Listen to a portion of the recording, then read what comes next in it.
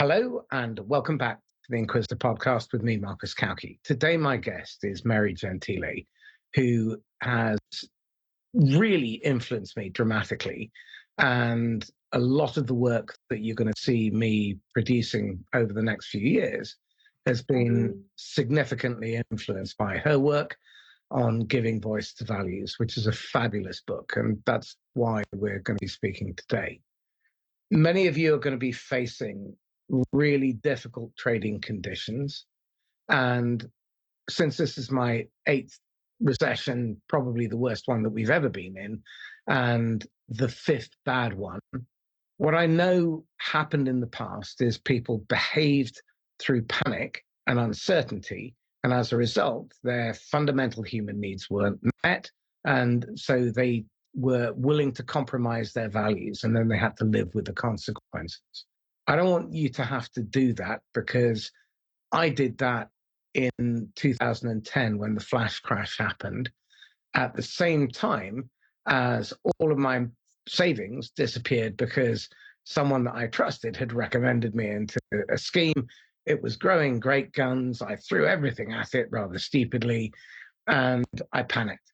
The net result of that was I didn't behave within my values, and there's not a day goes by since that happened that I don't regret it. And I want people to learn to be able to make good decisions well under pressure with limited information, and be able to live with the consequences of their decision, because they've thought humanely, consequentially about what they're doing, what they're saying.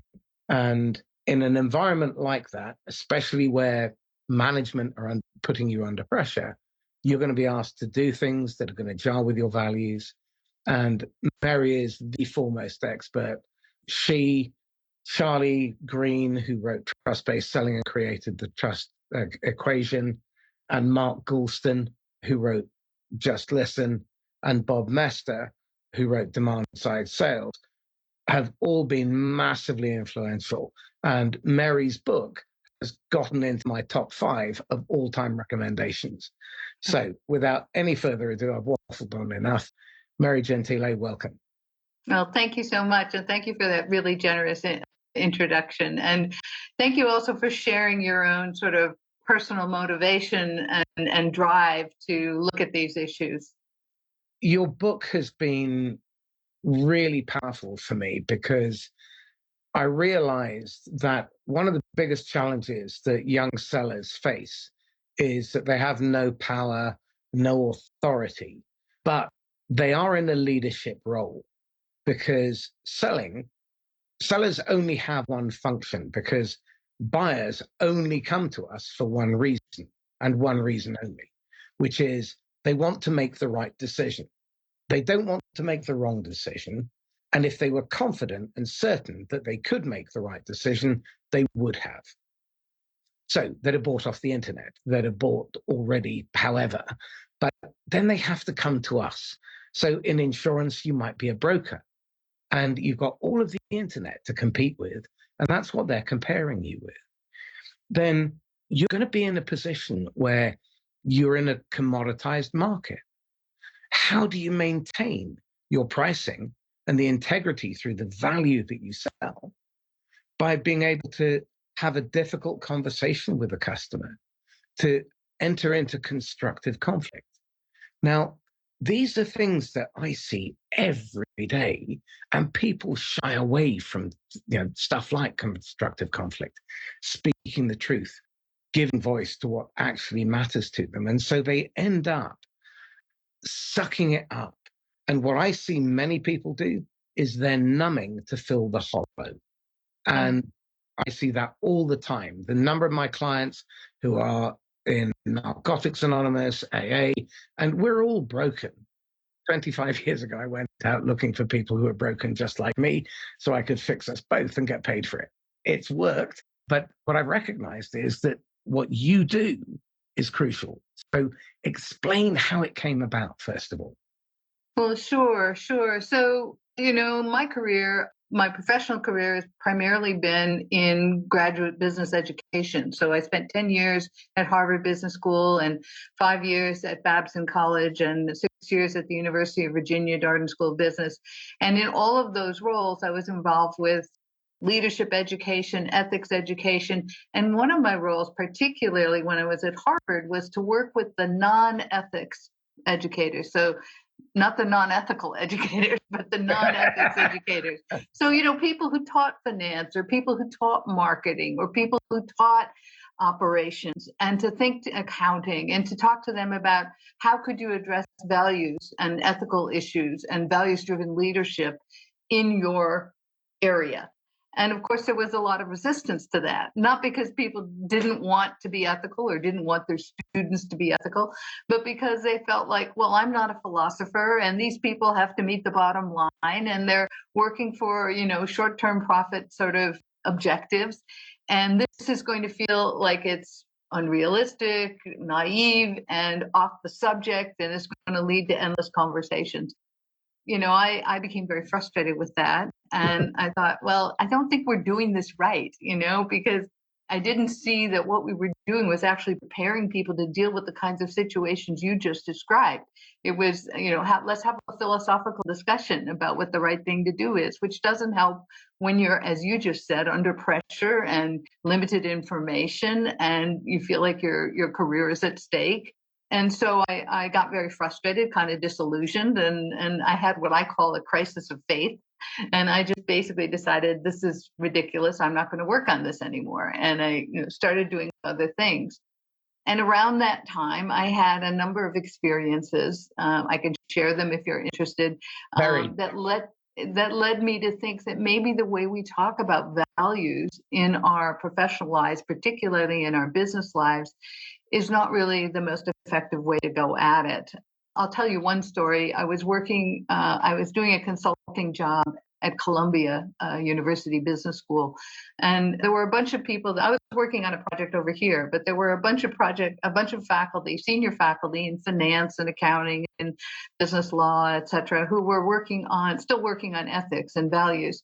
And they asked me to look at what they were doing because they knew that I had done a lot of work on this when I was at Harvard. And this is what they were doing. This was their idea. They were asking all of the incoming MBA students. So these are, at the time, this was the late 90s, it was like 600 folks who already had several years of work experience. They were asking them as they entered the program during orientation to answer one question. And the question was, tell us about a time in your work experience so far when you were explicitly told or implicitly pressured to do something that conflicted with your values and how you handled it. So they gathered all these little one-paragraph stories. They were, it's not empirical data, it was self-reporting, but then they didn't know what to do with them, right? So they said, will you read these and tell me what you think? So I read hundreds and hundreds of these, well over 1,000 over several years. And it was really interesting what we learned. Oh, the first thing we learned was that think about who was in this cohort. They were people who were, had 2, 3, 4 years of work experience. They'd all gotten into Columbia. They had some abilities, right? And they were coming from similar industries, from finance, from high tech, from big pharma. And they were describing, and big consulting firms, and they were all describing these scenarios. And what was interesting is that you could probably count on one hand the number of them who said, I was never asked to do something that conflicted with my values. So the first thing we learned is that already after just a few years, they all had these kinds of experiences. And then the second thing we learned is that the stories they told got repetitious really quickly. So they talked about being pressured to inflate or deflate their billable hours. They were pressured to exaggerate the capabilities of a product or a service. This gets to your sales example, beyond what their data actually demonstrated. They were asked to monkey with the benchmarks or the frameworks they use to evaluate the relative attractiveness or lack of attractiveness of a particular financial transaction. They were encouraged even to engage in various forms of corruption, whether it was bribery to get access to different RFPs or different markets. And then there were all trading. Exactly. And then there were always the ubiquitous human resource issues, hiring, firing, fairness. Yeah. What was interesting is that although the stories got similar, they were often even talking about the same companies. What was interesting is that their responses fell into some really recognizable buckets. There were three buckets. There was the largest group, a little less than half of them said, yeah, I had this conflict and it bothered me. It didn't just roll off my back, but I didn't think I had a choice. So I just sucked it up and did what they told me to do. So they complied.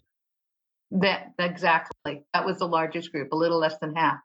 And then there was a small group who said, it bothered me so much, I couldn't bring myself to do it, but I also didn't think I had any choice. So I removed myself from the situation. So those people got themselves transferred to a different work group or manager. Some of them even quit their jobs, but that was a small group. And then the remainder, now we're talking about a third of them, said, it bothered me and I tried to do something about it. And a small group of those folks said, I tried and I failed. But about a quarter of the whole group said, I tried and by my lights, I was successful. So we thought, well, what's going on here? These are all people talking about the same kinds of challenges, the same, they all have some skills, what's different? And so we brought in a researcher to kind of slice and dice the stories and look for patterns and themes. And in the end, the only thing we could say, wasn't that one group was more moral or more morally troubled. It wasn't that one group was more sophisticated or, savvy in their political skills. It just seemed that the folks who were able to do this at some point said something outside of their own heads. And it might have started by talking to a friend or a spouse or a partner, but eventually it found its way into the organization and changed the trajectory of things. So when I heard that, I thought, well, I'm going to go back to my crisis of faith. I don't know what to do with that observation. But then I remembered some research that actually led to me thinking about this differently. I won't go into the research, but I'll just tell you a couple highlights. The first is that there was some research that was done by two different scholars who wanted to research what they were calling moral conviction. So basically people who act when they're in very high risk situations, right? And so they went to the real extreme. They did in-depth interviews with rescuers from World War II. So these are people, who put their lives at stake during the Holocaust to help others. And they tried to find out if they had any common life experience or education or political or religious or family background. And what they found a number of things. But one of the things they found was that the people all reported that at an earlier point in their lives, usually as a young adult, they had had the experience with someone more senior to them, a parent, a boss, a mentor, a professor, asking them, what would you do if, and then various kinds of moral conflicts, and then asking them to voice what they would do, what would matter to them. And it was both a cognitive thing because they had to define the value in kind of the words, the articulation, but it was a behavioral thing too, because they had to voice it to someone more senior to them who stood in as proxy for the kind of person they might need to speak with in the actual circumstances. And so I started thinking this idea of rehearsal and practice and pre-scripting. And I started looking at other research in psychology and neurosciences and other areas. And what I started to realize is that all of this research supported the idea that pre-scripting and rehearsal and practice and peer coaching were much more effective strategies to get people to feel like they could actually act effectively than philosophical debate or than simply asking people what is the right thing to do.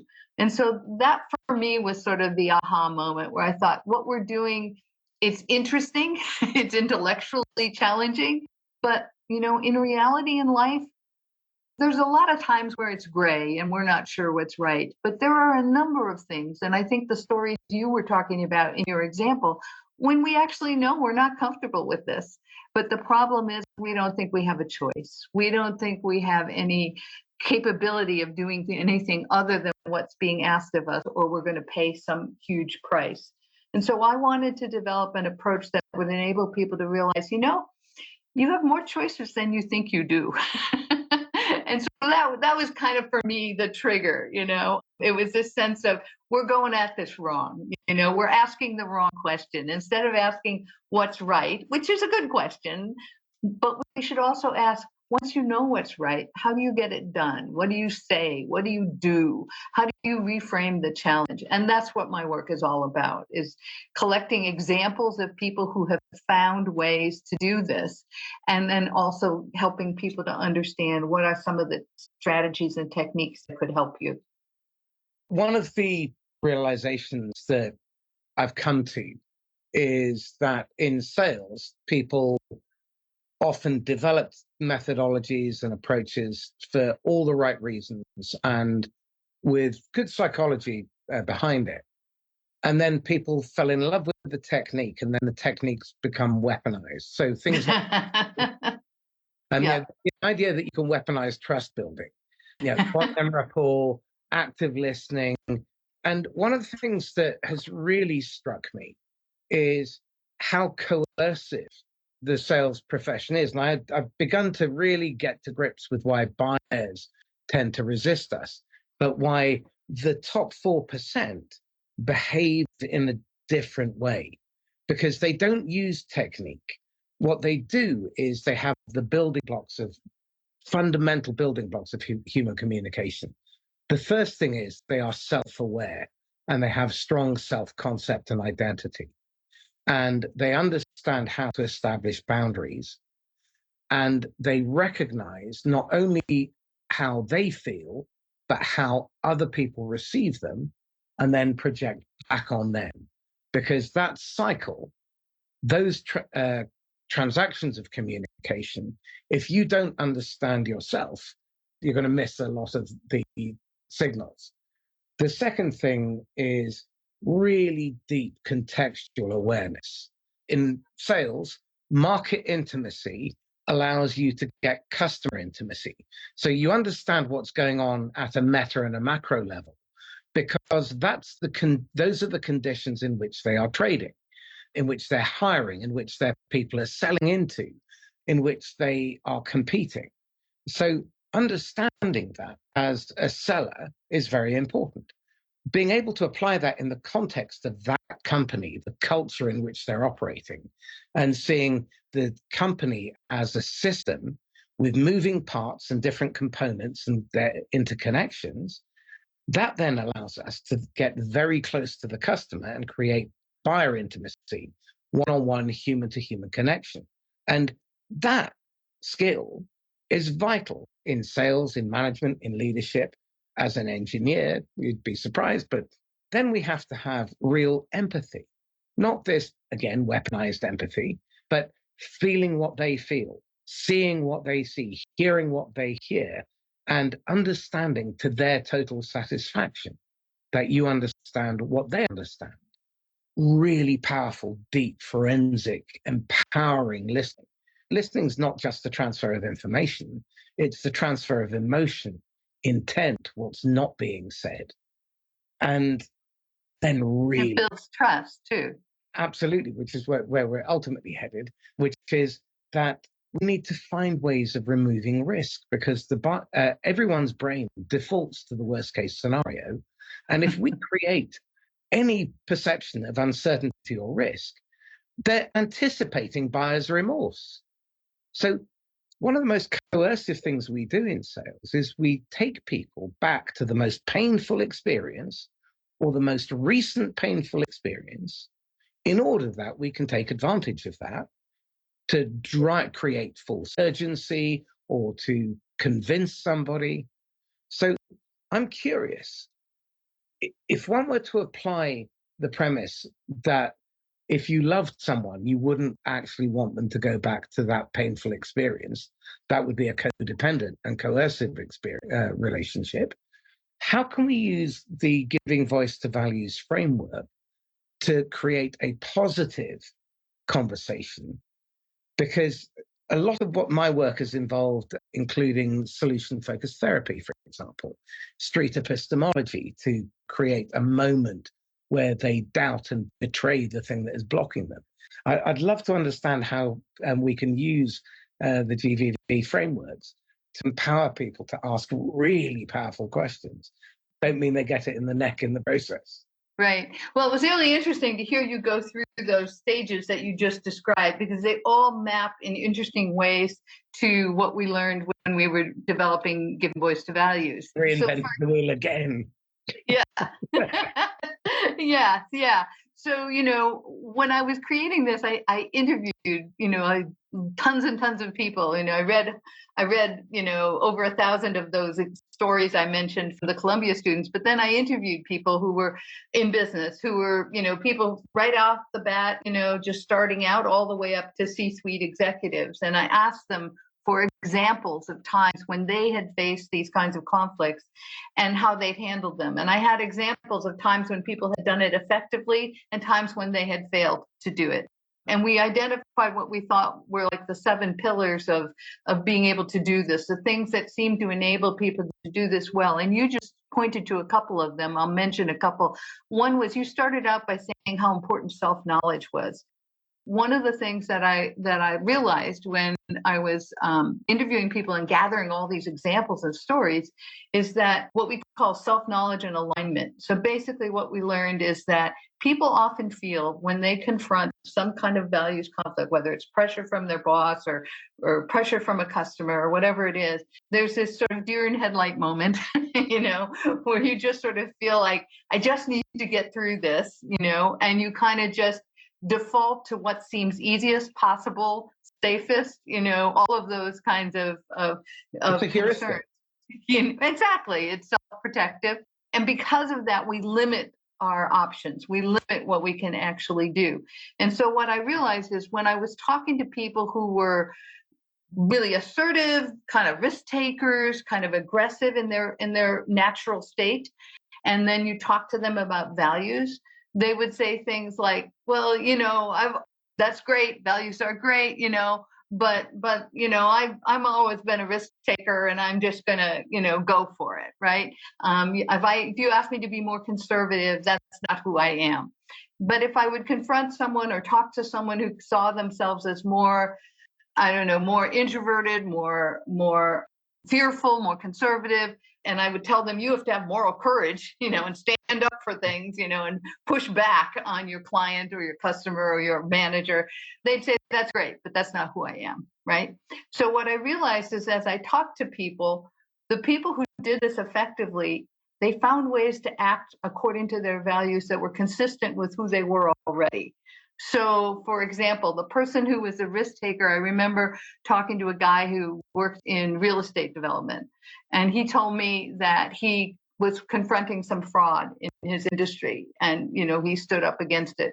And I said, well, why did you do that? Why were you able to do that? Wouldn't it have been a lot easier to just go along? And he said, well, I've always been a risk taker, and I thought, why not take a risk in the service of something that matters to me? And then I remember talking to a woman who worked in investment banking. And she told me the story about, there was a guy who was a good friend of hers. He worked in investment banking. They'd been friends for 10 years. They'd met in business school. And one day he called her up. He worked for a competitor bank. And he asked her for some proprietary information that belonged to her bank to help him with one of his clients. And she said no. And when she said no, he said, I don't believe you said no. I've known you for 10 years. You're a total people pleaser. I knew you would give this to me. And so I said, well, is that true? And she said, oh, God, yes. She said, I'll do anything for anyone. And I said, well, then how did you say no? Why did you say no? And she said, well, I've always been kind of a fearful person, kind of risk averse, and this just seems safer. And so I thought, if I told her that she needed to have moral courage, she would say, that's great, but that's not who I am.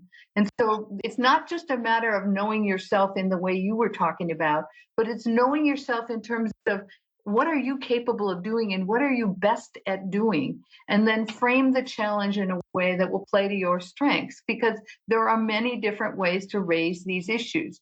There are people in my stories, when I interviewed people, some people raised issues simply by asking questions. That tends to be the way I would do it. It's surprising to me how effective it can be. I've had stories about doing that where people, and it gets to your issue too around connecting with people, because by asking questions, they think you actually want to know who they are, and you do, because then you get those answers, and it allows me to talk to them in a way that I feel comfortable with rather than arguing, but it also allows me to connect with them because I start to learn what's important to them. There's a couple of folks in Italy, Alberto Aleo and Alice Alessandri, who've written a book called Sales Ethics, which is part of the Giving Voice to Value series. And they themselves both worked in marketing and do a lot of consulting now to companies around their marketing and sales. But they've developed a framework that they sort of built up in our conversations using GVV, which really gets to how do you have this sequence of questions where what you're doing is building a relationship with your client where they actually begin to understand why they can believe you. And that sometimes it means actually being very honest about the limitations of what you're trying to sell or what you're trying to share, but also because they trust you so much because you've built this relationship, they're also willing to hear about the strengths, which gets to the other point you talked about, which is removing risk. And, I don't believe you can remove risk. Life is risk. But one of the other pillars of GVV is what I call normalization. And it's this idea that you normalize these kinds of conflicts and these kinds of risks and these kinds of experiences so that people understand that this is a normal part of doing business. It's a normal part of life. You're never going to entirely remove the risks. But what you can do is actually help people understand that, even when there are risks, and there always are risks, there's no safe route. There are ways to encounter those risks in ways that you're more likely to feel that you've come out of them effectively. And so that's part of it. I think it's important to clarify what I said was perceived risk associated with you. Okay. And therein lies the difference. Risk is a factor, but I've just spent the last 3 years reverse engineering. It's the Michelangelo idea. When he was asked, how did you make David out of that piece of marble? And he said, I just took away the bits that weren't. Took away what wasn't, right. I've just spent the last 3 years reverse engineering sales by taking away the opportunities for the seller to create the conditions where the buyer's brain will perceive the seller's offer, buying from the seller, or having bought from the seller, the consequences of having to live with having bought from them, and removing all of those opportunities for you to project that you are a risk. I cannot change context. That's the 30-39 rule. You can control about 30% of what you think you can, and of that, only about 30%, which leaves 9% over which you can exercise total choice in pursuit of your purpose and in service of the relationships you care about. However, most people will instead make excuses, blame, and not step back because they're stuck in the moment. And one of the most important things that I've learned over the years is that people, when they're making buying decisions, hiring decisions, investment decisions, have 3 filters. The first one is risk.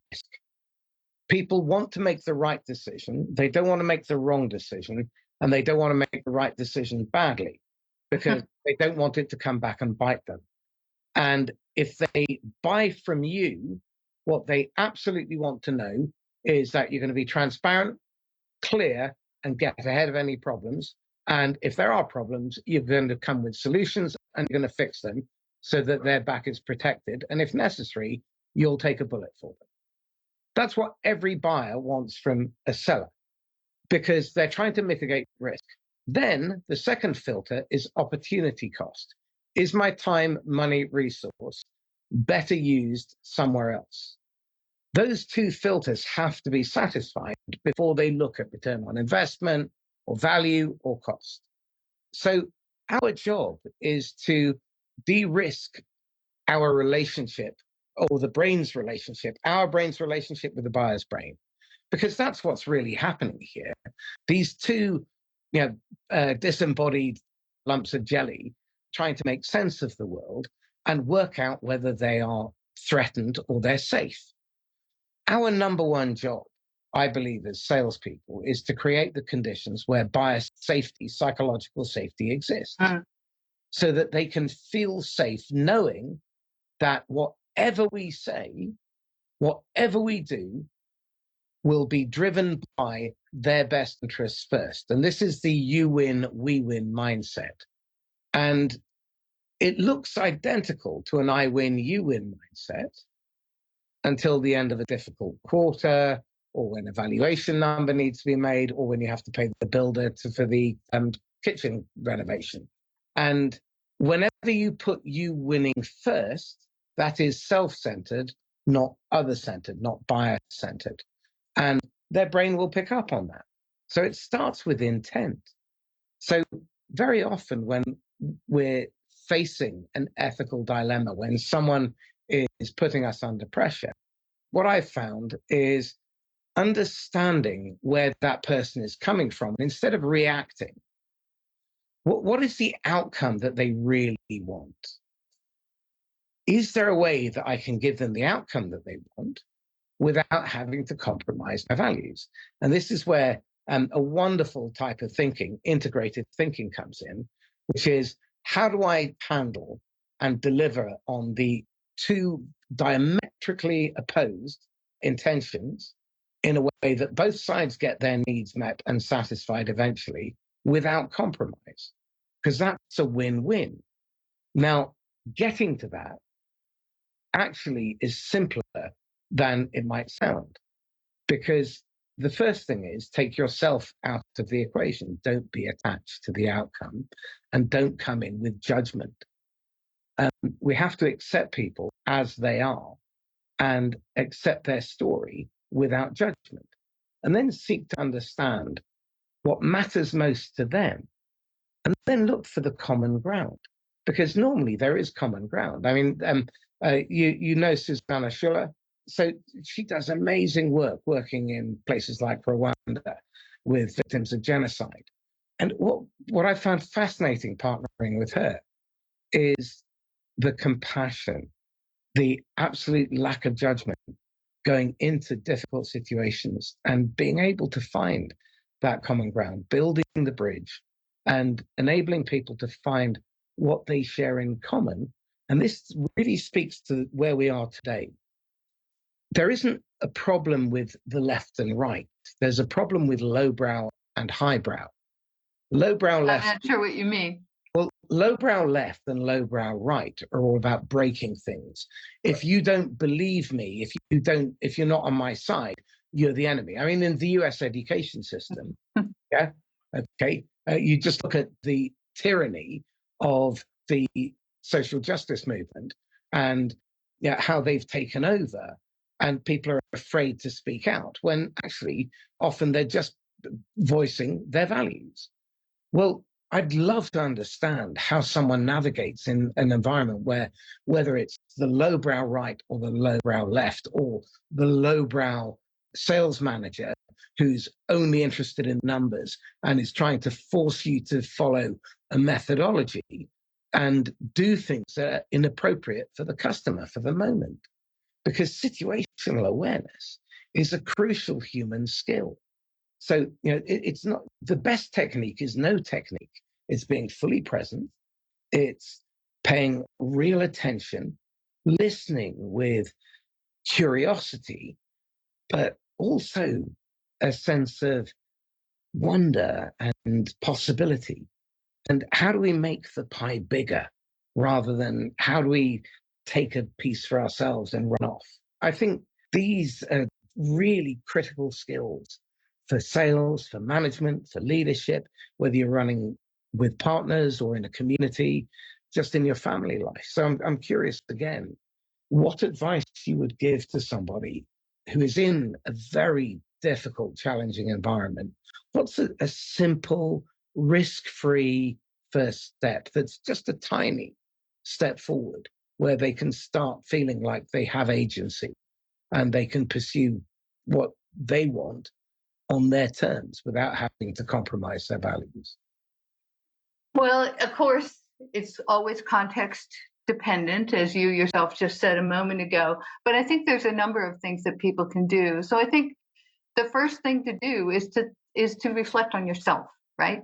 And the first thing to do is to understand, when have I been effective at influencing, persuading people? And it doesn't even have to be around a values issue, around anything. How am I most effective? Am I, as I said before, I'm most effective with questions, but some people are more effective in really a debating kind of conversation. They're just good at that and they enjoy it and they know how to do it respectfully. There's other people who really feel that they do best if they work things out in a sort of logical, analytical way, often on paper, before they come to whatever the situation is. There's other people who feel like, I'm best at telling stories, and influencing people through the emotional kind of connection. So the first thing is reflect on yourself and figure out, how are you effective, most effective? And then looking at the context you're in, try and figure out, how can I play to that strength in this situation?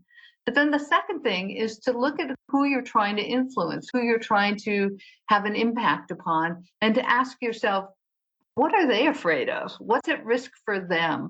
And not just what's motivating them, because that's easy to kind of project kinds of crass motivations on people. But what are they fearful of? What would they lose? What are they nervous about? That then when you have both of those pieces of information, you're going to try and come up with a way of presenting your opinion where you are actually, at best, mitigating the risk you're trying to take, and at worst, at least acknowledging that you understand what's at stake for them, because that builds, again, that sense of trust and respect. And then the other thing that we do is we try and anticipate, what do I think they're going to push back with? In my parlance, I call those the reasons and rationalizations. Some of them are real reasons, some of them are simply rationalizations. But what are the objections I'm going to encounter? Because those are really powerful, but they're typically not bulletproof. But it's very hard to come up with responses in the moment. And so that's why we try to anticipate them. In my work, we've identified 4 that we hear most frequently in business. It's not material. It's not a big enough deal for us to worry about. It's standard operating procedure. Everybody does this. It's not your responsibility. It's above your pay grade. So don't worry your pretty little head about it. Yeah. And then finally, it may be problematic, but aren't you loyal to the company, your manager, your customer, your colleagues? So a question of loyalty. So those are the ones we hear most frequently, and they are powerful. But if you think about them, we've started to unpack them. There's ways to begin to reframe all of those so that they can feel a little bit different. So when you talk about materiality, it's not a big deal.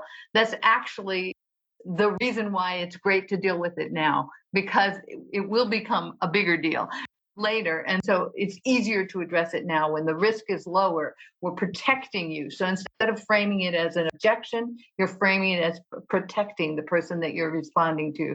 Similarly, if the one about responsibility, it's not your responsibility.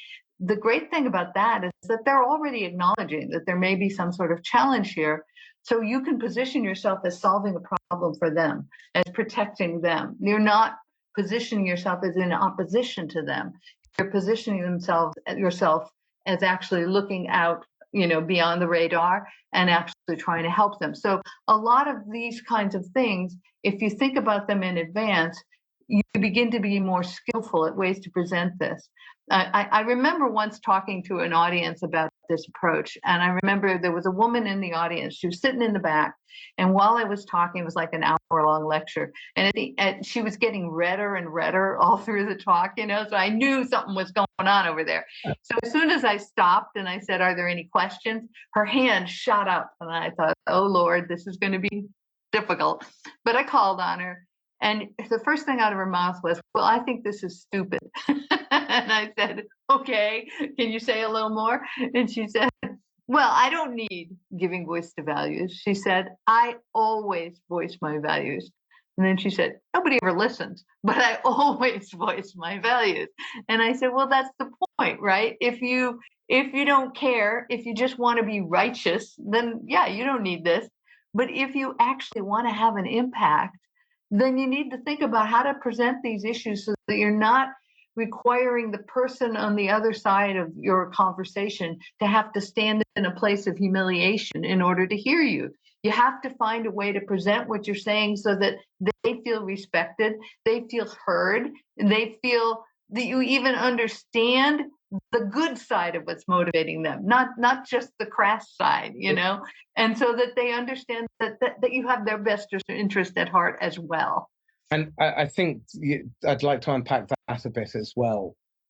It's very easy, and it's also very common that in sales we're taught to go down the pain discovery route. What I've found remarkably powerful and non-coercive and non-manipulative is instead, as soon as they talk about what sucks, talk about, okay, well, tell me what the opposite of what sucks looks like. A miracle happen. Get them to envision it. But not only that, tell me what a miracle's happened. Everything's gone according to plan. It's 3 years from now. Describe to me the life that you've created for yourself, that your career has facilitated or your business has created for you. For that to be possible, who do you need to have around you? And then you start working backwards so that it literally gets down to 3 years, 2 years, 1 year, 6 months, 3 months, 1 month, a week, tomorrow, today, now. What action can you take? And then it becomes the standard operating model and it becomes part of their plan and they feel that they're making progress. Now, in the sale, this is really interesting. If instead of focusing on the short-term transactional sale and going for people who are ready to buy in the next 0 to 6 months, we instead focus our attention prospecting on prospects who will start actively looking in about 6 to 36 months. Now, we start with the intent, and this is one of the most important things. Your intent is what the other person's brain picks up on. And you've got 3 billion years of evolutionary hardwiring. So don't try and buck the system. Use it to your advantage. Most of what we get wrong in sales is we try and go against the brain's natural processes. Why not ally with their brain? I've created this methodology called the ally method. And the whole idea is that your brain and their brain are in alliance. When someone objects, that's an invitation to intimacy. They are saying, I am uncertain and I need to be heard. What a gift. So you move from one of them to one of us. It's an invitation over the threshold and into the hearth. And now you give them a bloody good listening to. That's how you make real connection with another human being. And funny enough, in doing that, the work itself becomes more engaging. People want to seek you out because you're the only person around them who's not trying to push them into doing something that may or may not be in their best interest, but is definitely in the other person's interest. Because you have a you win, we win mentality. You understand that your win is a symptom of helping them get what they intended when they made the investment, when they hired your solution. Then that brings us to how we confront some of these issues, especially when we're dealing with something that is clearly wrong, but we need to confront it if we're going to make progress. The fifth in my pantheon is a chap called Peter Block, and his book, The Right Use of Power, is a spectacular tome, well worth a read. And everything that you can learn from there, just transpose the word for being a human being or sales, and it works. Now, Peter Block asks these wonderful questions, but I've added one component. They must be empowering. We don't detract, we never take away, we never diminish. The purpose of the question is to empower someone, and it must be deeply personal. So that means it has to be timely, relevant, and valuable to them in this moment. It must empower them to understand what is real, what's not, what's possible, and what is possible for them, because that means that they can exercise agency and choice. And it needs to create a moment where they have to betray the thing that is holding them back, and it creates tension. So empowering, personal, betrayal, and tension. One of my favorite questions when someone is complaining about their salespeople is, so Mary, tell me, did you hire them this way or did you make them this way? You can't dodge it. You can't game it. And it's the kind of question that forces you to reflect. And even if you try and avoid it, it's there with your reticular activating system just bugging you. And it's just like a brain worm. Those are the sorts of questions I like to ask when I'm trying to create a constructive moment for conflict. Can you suggest some others? Some other questions? Yeah, other questions and other ways of creating constructive conflict in an empowering and inclusive way. Yeah, yeah. That's a really interesting question. Ways to create tension. I mean, usually what I'm doing with is working with a situation where someone actually already perceives a tension, where they feel that either implicitly or explicitly they are being pressured to behave in a way that they're not comfortable with. And so they're not trying to tease that out. They're trying to find a way to address it, to resolve it in a way that still feels consistent with who they are and what matters to them.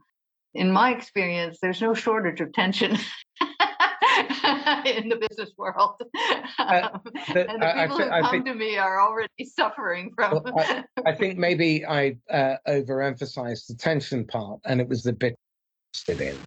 It's where the question creates a moment where they have to contrast where they are and what they're holding on to, the magnetism of the status quo versus the pull and appeal of the better future.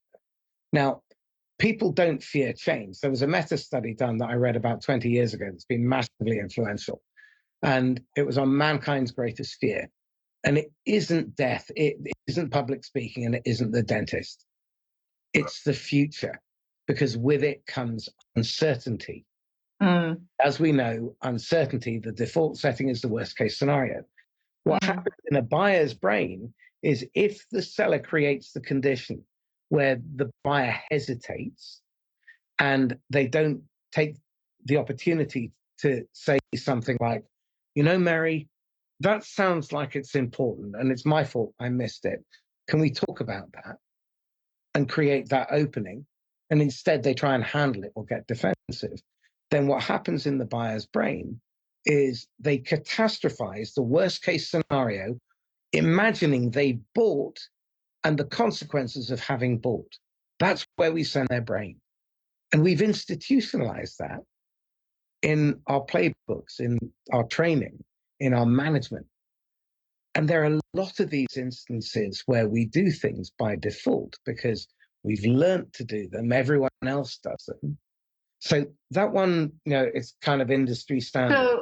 So what I'm taking away from that is that there's this sense of when you're interacting with people where they go to that worst case scenario, and our reaction is to shut that down, to say, oh, that won't happen, or this is why that won't happen, or we'll take care of that. And I think sometimes that can work, but sometimes you really people start to think you're just snowing me, you're just, I can't trust you because you're denying the possibility of the worst. And that means I'm not going to be protected. And it makes me think of a conversation I had with a guy once. His job was he worked with companies that facilitated mergers and acquisitions. And his job was to work with the senior leadership, CEO and CFOs of the companies that were going to be acquired by his company. And, those kinds of deals can take a long time to go through with all the regulations and all the planning, sometimes over a year. And he told me that he had been working with this one company for over a year, and the deal was about to go through, and his firm was about to acquire their firm. And they were at kind of one of their last in-person meetings between him and the CEO and the CFO. And they had been in a he'd been in another city and they were at an airport and they were all going to fly off in different directions after spending a couple of days together. And they were having a glass of wine, and the CEO and the CFO said to him, "Okay, so tell us now, this is about to go through, what's really going to happen with us, with our roles, with ourselves." He said, "Even if I know the answer to that, my fiduciary responsibility is not to share that. But on the other hand, I've developed a friendship with these people. I trust them. They seem to trust me. I don't want to screw up the deal, and I also want to treat them respectfully." And he said, so he was struggling. And I said, "Well, what did you do?" And he said, "Oh, well, Mary, I lied." And then he paused and he said, "Instinctively, I lied." And, and I said, "Okay." And then he said, "But then I went home," he said, "and I thought about it." And he said, I really like the work I do. If I keep doing this work, I'm going to have these kinds of conversations every time. It's going to happen every time. And so I can just lie every time, or I can spend a little time and think about what's an honest answer that I can give them that respects both sides. And so he said he came up with a little script, where he basically was saying, "Look, even if I knew the answer to that question, I couldn't share it anyways. But what I can share is what I have seen from the work I've done about what you need to do, which will best position you for whatever comes next." And then he said he came up with a list of kind of substantive suggestions that he could give them. And he said, when I share that answer, people aren't thrilled because they want the actual answer, but they understand and they feel respected. And he said, and I feel like I'm actually giving them something of value, right? And so the relationship is protected and preserved. And your example kind of made me think of that, because it's not like you're taking the risk away. None of us have the control to do that always, but you are in fact respecting where that's coming from, and you're giving them what you can. You're not just shutting them down, and you're not just lying to them. You're giving them something of substance that is what you have to give legitimately. And so I think that there's something to what you were saying that connects that. Well, I'd like to take the question of choice and free will a little further as well. At the end of the day, you pull the trigger, you push people into the oven, you are horrible to someone, you lie, you manipulate, you coerce, you omit some vital information that is material to the decision. Once you've done that, you've effectively traded your trust and your reputation for a moment's relief. And it was a choice. And what I want It's everyone... that deer in headlight moment I talked about. Absolutely. And this is why the preparation is so important. For those of you listening, if any of you can tell me of more than 30 unique, real objections that you have ever heard in your current company or in your current industry, I would be stunned. Most people can't get beyond 12. Then the most common, have any of you been asked an original question? Again, every one of those questions can be prepared for in every state, whether a business is in startup, continuation, growth, turnaround, recovery, whether they are early in their career, whether they're in their honeymoon period, whether they are positive, neutral, negative. You can do it for their discs and communication styles. You can prepare for every moment. You are also going to know that you're going to come up against situations where you're going to be asked to do things that are going to jar with your values. You're going to be asked to give information away about competitors or about your company that you shouldn't share. There are regular objections and moments, critical moments that come up that you can prepare for so that you don't get that deer in the headlights moment, because what you want to do is be calm in the moment so that you can observe. The main reason for practice, and our program, we have 4 2-hour practice sessions a month where you can bring real life moments, and we practice a 2-minute moment, and then we practice it again and again and again until you've mastered it. And we practiced it in context, and then I bring people who have that job to come in to play that role and give you real life feedback. So it's instant. Now, this type of thing is really important to do so that in the moment you're in flow. You can listen to the end of the sentence without worrying about your next question. You can be comfortable with long silences, and you can be patient, because the buyer will tell you everything that you need to know if you take yourself and your attachment, your ego out of the equation. You're not important in the sale. Your job is to empower the other person to make a good decision that is right for them, nothing else. If you focus on just that, then all of a sudden, you're no longer a threat. You're not judging, you're not bringing your agenda. Of course. As you were talking, what I was thinking about was something that we talked about before our conversation today, where you said to make the distinction between, you were talking about practice sessions, and to make the distinction between role playing and kind of a practice or giving voice to value style rehearsal and practice situation. And I think it's very important given what you were just discussing, because typically when we do a role play, and I've had this experience a lot in educational settings, but also in organizational settings, where you'll put people on different sides of a situation and then they'll go to it. And what happens there is, if you really believe in the research that I was talking about earlier about rehearsal and practice and pre-scripting and creating these kinds of neural pathways, where this is the habit formation, what you're doing is actually practicing both. And you're also often limiting people's ability to think creatively, because when you do a role play like that, people default to the arguments that are already sort of embedded in our memories. It's what you said, you ask people to come up with the 20 objections that they hear most often. We know what they are. We know the language that people use in our organizations. Every organization has their sort of terms of art, and we know what they are, and so we just default to that. And so what I'm trying to do with the giving voice to values type rehearsal and practice and pre-scripting is we give people a real scenario, but unlike a traditional case study, it's post decision making.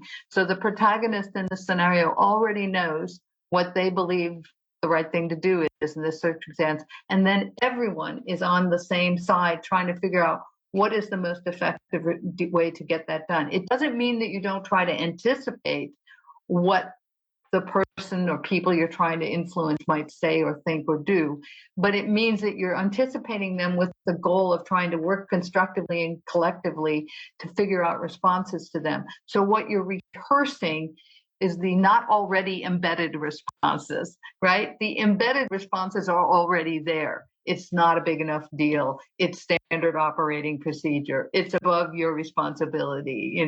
Those are already there. What we're trying to do is work together to create alternative kinds of approaches, because what we want people to do is to understand that we often have more choices than we think we do. So I worked with I won't name them, but a very large, well-known multinational consumer products firm. And I was working with their offices in Nigeria. And we were trying to develop scenarios so that I could come back and do trainings with them and rehearse and pre-script. And so the way they were setting it up is they set up focus groups with a bunch of people, and mostly in their sales and marketing departments, to talk about what are the kinds of challenges they face. And so these are people who are busy, and this seemed like, a distraction. They weren't really that interested in coming to talk to, me from Boston, So they were all sitting there on their phones, not really paying attention, right?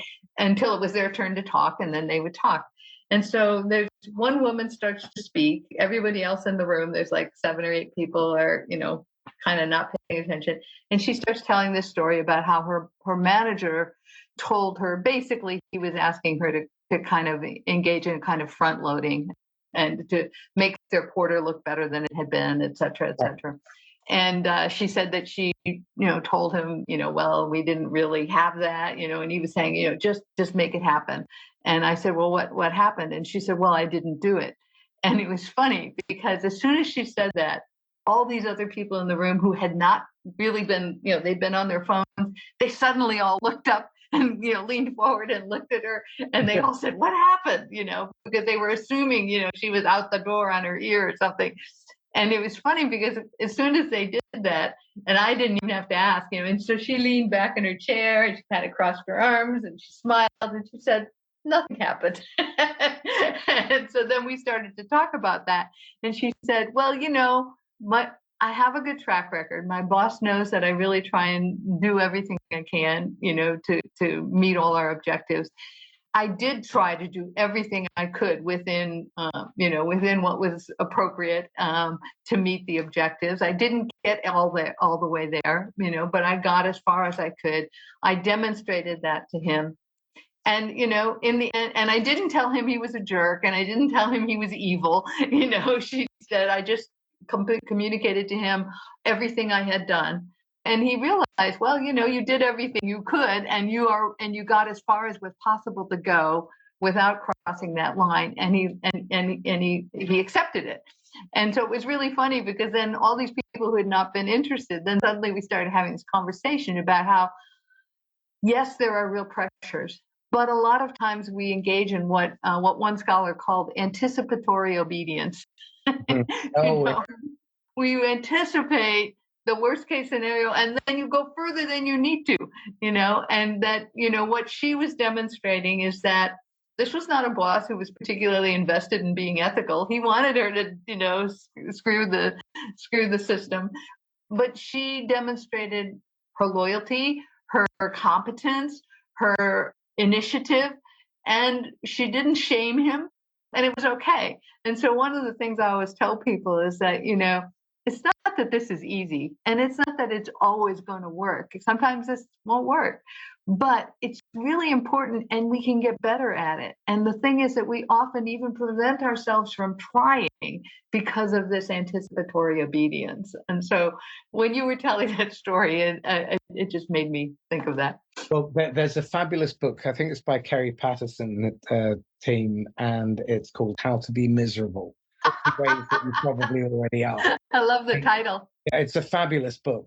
And in fact, it was the subject of the first ever podcast that I did with Benjamin Dennehy years back, because it was 40 ways that you're effectively catastrophizing and undoing all the potential that you have by getting in your own way. One of the critical skills is learning to be fully present. Attachment, the Buddha was right. Attachment is the root to all misery. If you are attached to the outcome, to status managing, to being perceived in a particular way, to extrinsic baubles and stuff like that, to the opinions of people whose opinions don't matter, then odds are you will find yourself making bad decisions and then regret them later. One of the most important skills is learning how to say no and to establish very clear boundaries and do so upfront wherever possible.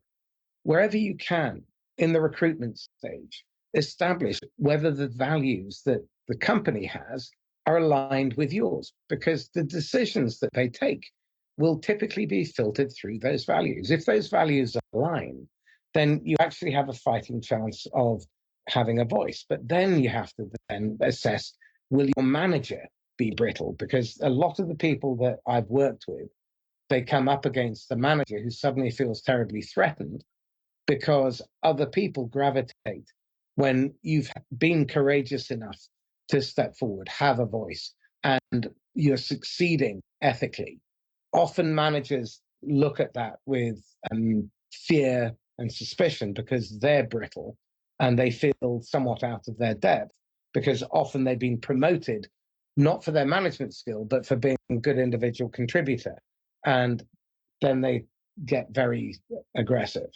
Yeah, but I have a good example of that one too. This is another interview that we did, but it was a woman who was working in the financial sector and she was relatively new in her job. And her boss calls her in one morning, and it was a company that managed the portfolios of high net worth individuals, right?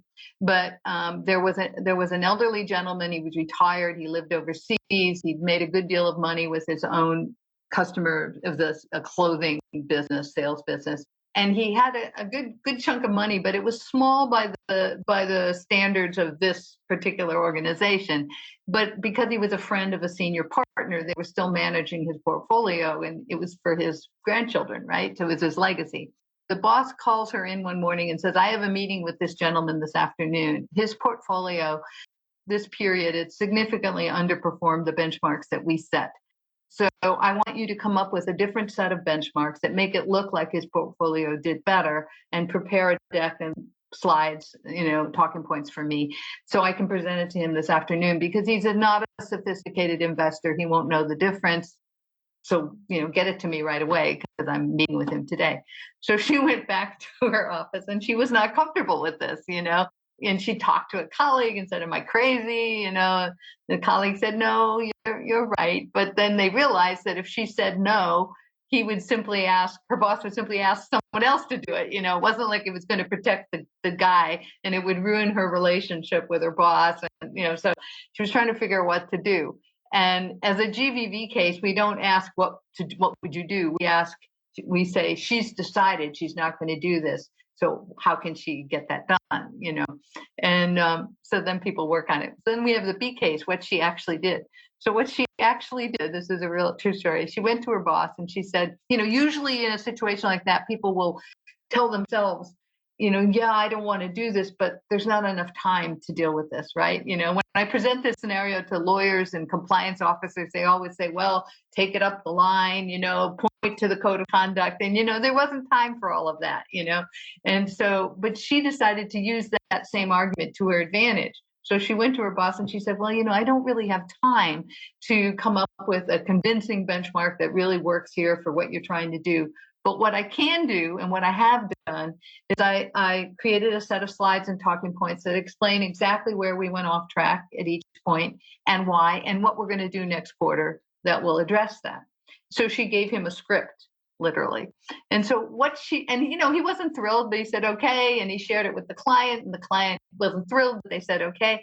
And what I think the important lesson here is that she decided that rather than going to her boss and saying, you're unethical, this is, evil, what she did is she decided that her boss was not invested in being unethical. Her boss was invested in getting through a difficult conversation. And so what she did is she solved her boss's problem, but in a different way. So she gave him a script. She made it easier for him to deal with what was going to be a difficult conversation. So she positioned herself as on his side, right?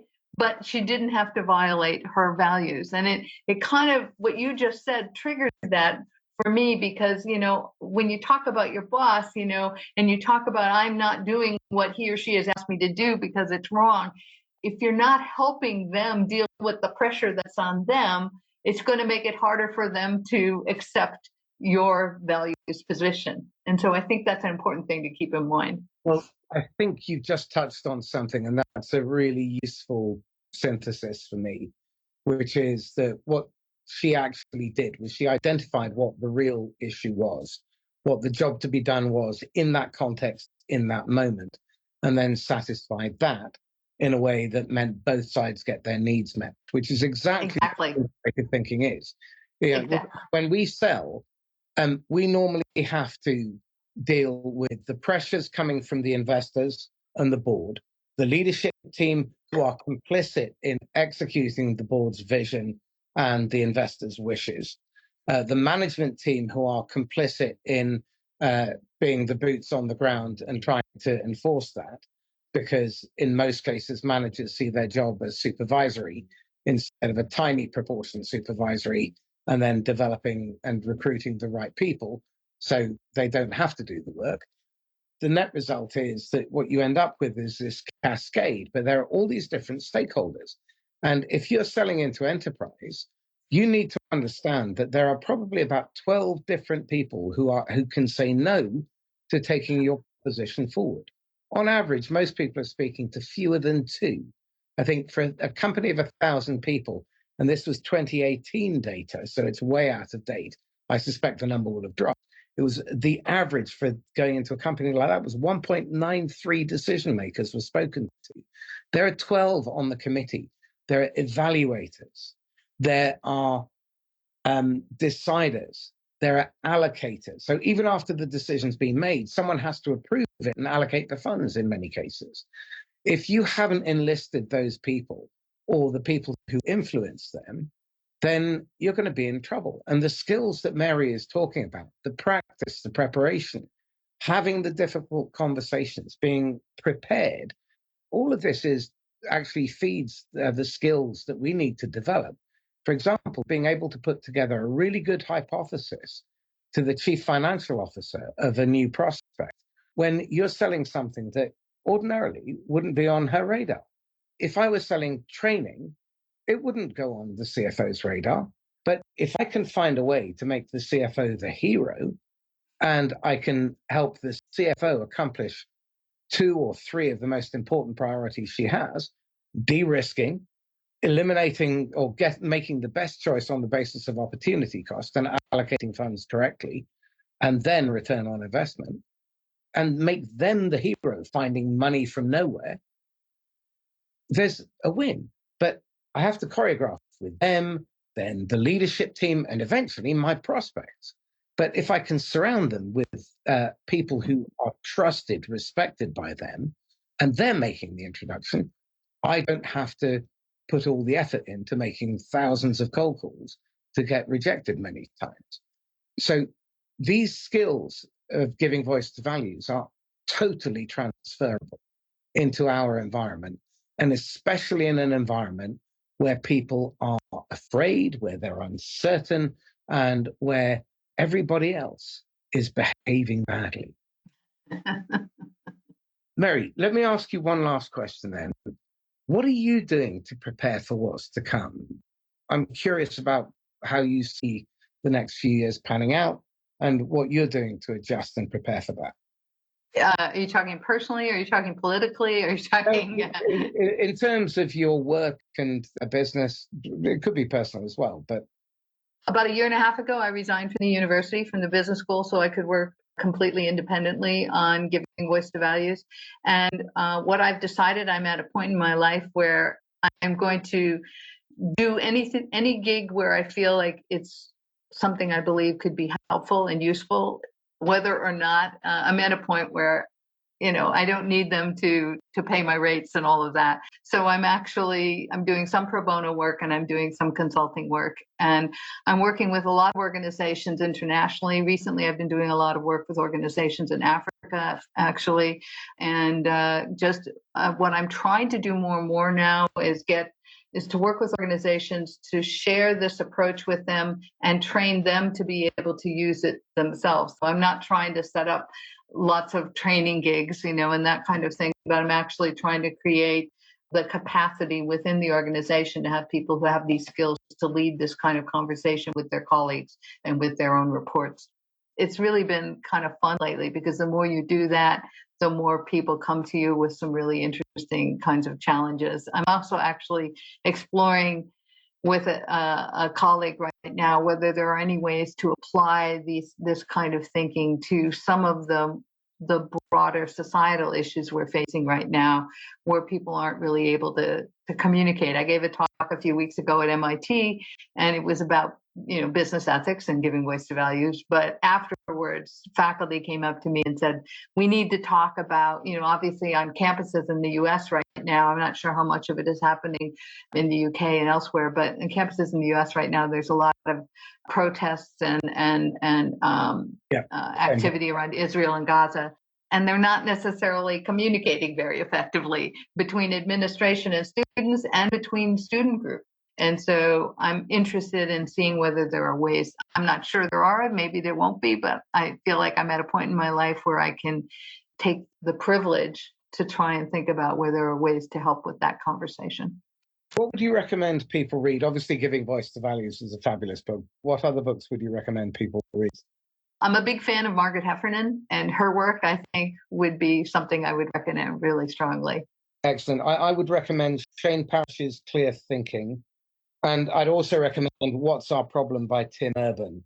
His study on society and the idea of the highbrow and the lowbrow on the left and right is very interesting. And he talks, I'm stealing this completely. His metaphor is you have the golem versus the genie.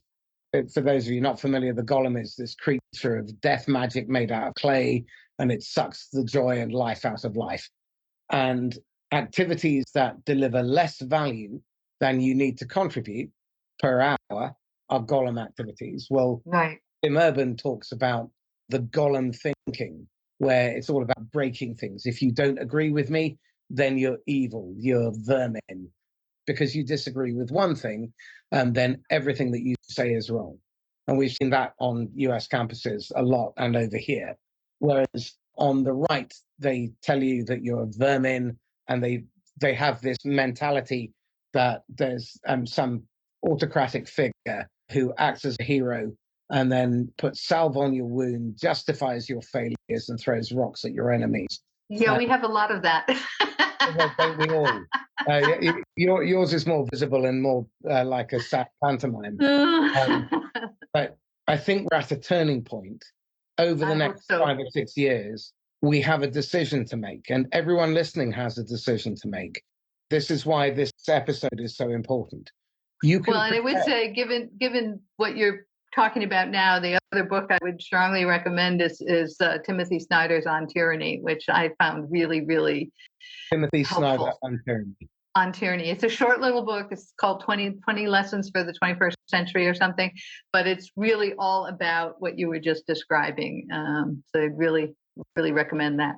Well, there's a really fascinating social shift that we have to bear in mind as well. There's a generational handover, and Gen Z are a generation whose parents own a home and they never will, because the wealth inequality gap has just exploded. And in the last 4 years, 7% of the wealth of the middle class has moved from the middle class to the 1%. That's going to mean that the inheritance that people would have normally got to get their first deposit is gone. That's being eroded. I know people who are on £100,000 a year living in London who can barely make ends meet. Now, that's a ludicrous state of affairs when the average income is £34,000 for a family of four. So there are 2 million children living below the poverty line in the 21st century in the United Kingdom, and that is abhorrent.